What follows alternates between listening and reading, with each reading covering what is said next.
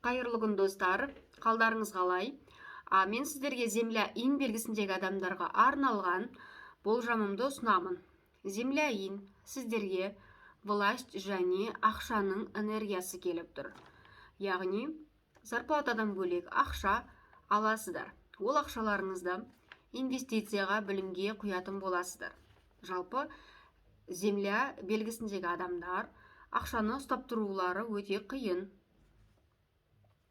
Бұл айда өте белсенді боласыздар. Сосын заңды бұзбаңыздар.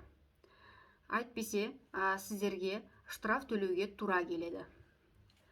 Әділеттілік үшін күресетін боласыз. Егер ер адам болсаңыз, арман мақсатыңызды орындауға кірісесіз.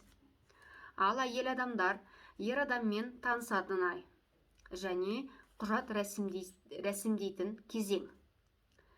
Айдың ортасында тағы да ақша келіп тұр, бірақ ол ақшаны үйіңізге жиһаз алуға, денсаулығыңызды түзетуге жұмсайтын боласыздар. Бірнеше жұмыс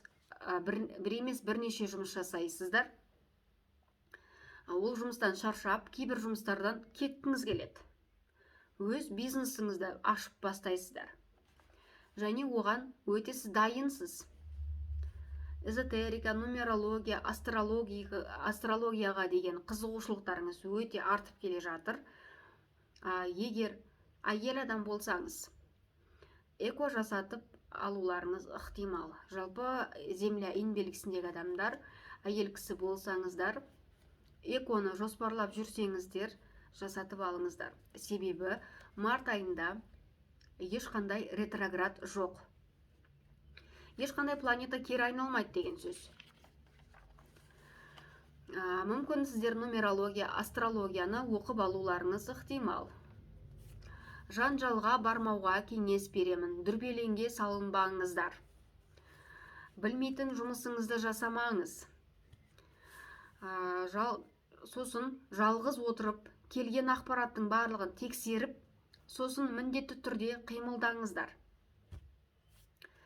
Интеллектуалды жұмыспен айналысатын боласыз. Яғни жалғыз отырып, қағаз бастылықпен қағаз жазатын боласыздар. Қағазға бір арман мақсаттарыңызды болуы мүмкін, немесе жұмыстарыңыз болуы мүмкін, соны жазатын боласыздар.